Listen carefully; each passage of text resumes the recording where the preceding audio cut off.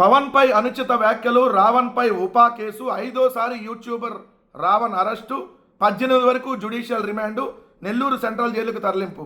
Deputy CM Pawan కళ్యాణ్పై యూట్యూబ్లో దూషించడంతో పాటు ఏలూరులో జరిగిన సభలో వివాదాస్పద వ్యాఖ్యలు చేసిన బచ్చలకూరి జోసెఫ్ అలియాస్ ప్రశ్న రావణ్పై ఫిర్యాదులు, అరెస్టులు కొనసాగుతున్నాయి. ఇప్పటి వరకు 4 సార్లు అరెస్ట్ చేయగా కోర్టులు బెయిల్ మంజూరు చేశాయి. తాజాగా ఆయన 5వసారి కూడా పోలీసులు అరెస్ట్ చేశారు. ఈసారి చట్ట వ్యతిరేక కార్యకలాపాల నిరోధక చట్టం యూఏపీఏ ఇది చట్ట వ్యతిరేక కార్యకలాపాల నిరోధక చట్టం యూఏపీఏ ఉపా కింద కూడా కేసులు నమోదు చేశారు. Road development corporation director, Janasena నేత గరికపాటి శివశంకర్ కృష్ణా జిల్లా గన్నవరం పోలీసులకు ఫిర్యాదు చేయడంతో ఇమీడియట్గా కేసు పెట్టి ఇమీడియట్గా అరెస్ట్ చేసి ఇమీడియట్గా రిమాండ్కి పంపించారు. 4 రోజులు 4 కేసుల్లో బెయిల్ రాగానే 5వ రోజు సెక్షన్లు మార్చి ఉగ్రవాదము ఏదైతే ఆయన దేశద్రోహం చేశాడని చెప్పి కేసులు పెట్టారు. అంటే వినాశకాలే విపరీత బుద్ధి అనే ఒకటి ఉంటుంది. మీకు పోయే కాలం దగ్గర పడింది కాబట్టి ప్రభుత్వానికి ఇలాంటి కేసులు పెడతా ఉన్నాను. ఏది దేశద్రోహమా? మరి నా కొడక అన్న వాళ్ళ మీద దేశద్రోహం పెడితే పవన్ కళ్యాణ్ మీద ఎన్నిసార్లు పెట్టాలి దేశద్రోహం కేసు? మరి ఇదే దేశద్రోహం అయితే ఇప్పుడు ఇతను మాట్లాడిన మాటలకి దేశద్రోహం కేసులు ఏదైతే పెడితే మరి పంతం నానాజీ మీద కూడా దేశద్రోహం కేసులు పెట్టాలి కదా. ముఖ్యమంత్రి చంద్రబాబు నాయుడు మీద దేశద్రోహం కేసులు పెట్టాలి కదా.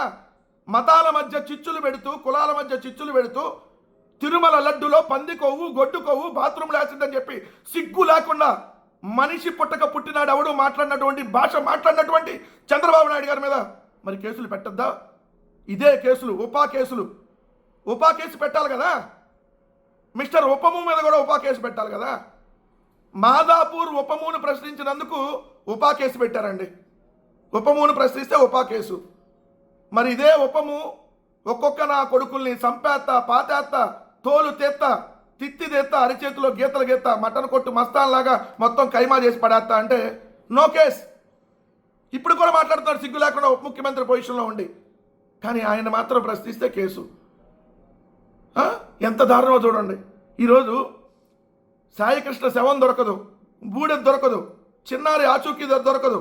కానీ ఇక్కడ మాత్రం మన ఉపము మాత్రం ఉప్మా కేసులు పెట్టిస్తూ ఉంటాడు. ఉప్మానే లేవు, ఉపము అలియాసు ఏదైతే ఉప ముఖ్యమంత్రి గారు ఉప్మా కేసులు పెట్టిస్తున్నారు, అదే ఉపా కేసులు. ఇట్లా ఉంటుంది ఇక్కడ. అంటే ఆయన 5,100 వీడియోలు తన యూట్యూబ్ ఛానల్లో పోస్ట్ చేశారంట.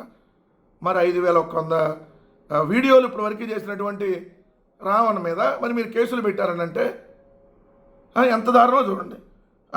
వైసీపీ నేత స్టేషన్ మధ్య ఆందోళన చేయాలని భావించగా పోలీసులు అడ్డుకున్నారు.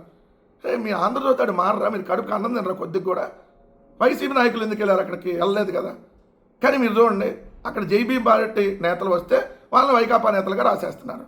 అంటే సమాజంలో వీళ్ళు ఎట్లా అంటే ఇదిగోండి తెరనకాల వీళ్ళే నడిపిస్తున్నారని ప్రజలకు తెలియజేయాలి వాళ్ళు. సో ఇలాంటి రాసి ఇదిగోండి వైసీపీ వాళ్ళు, మాకేం సంబంధం? సమాజంలో ఎక్కడ ఏ తప్పు జరిగినా ఖచ్చితంగా స్పందిస్తాం.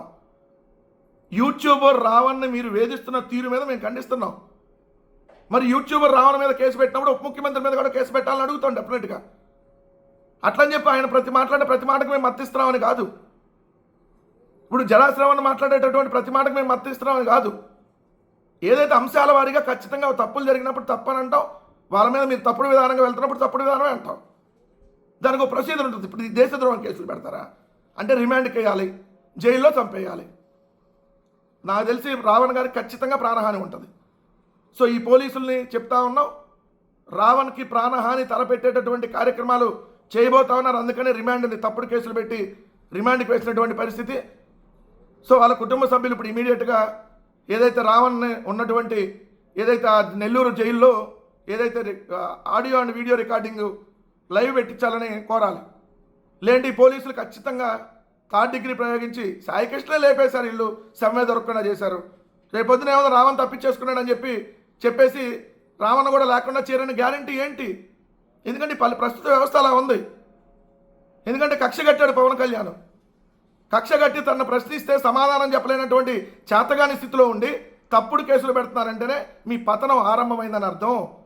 మీరు ఎన్ని కేసులు ఇలాంటివి పెట్టుకున్నా, అది రావణా, లేదంటే కేవీఆరా, లేదంటే కొమ్మినేని శ్రీనివాస్ గారా, లేదంటే ఇంకో జర్నలిస్టా, లేదంటే ఇంకో ఐఏఎస్ఆ, ఐపీఎస్ఆ, వైసీపీ కార్యకర్త, లేదంటే వైసీపీ నాయకుడా, ఎవరి మీద ఎన్నెన్ని కేసులు పెట్టినా దానికి తగినటువంటిది ఖచ్చితంగా అనుభవించక తప్పదు. రానున్న రోజుల్లో మీ పతనం ఇప్పటికి ఆల్రెడీ ఎప్పుడు ఆరంభమైంది. పూర్తిగా మీరు బంగాళాఖాతంలోకి మీ కూటమి ప్రభుత్వం కలిసిపోయే రోజు అతి దగ్గరలో ఉందన్న విషయం మాత్రం గుర్తుపెట్టుకోమని మాత్రం హెచ్చరిస్తూ ఉన్నాం.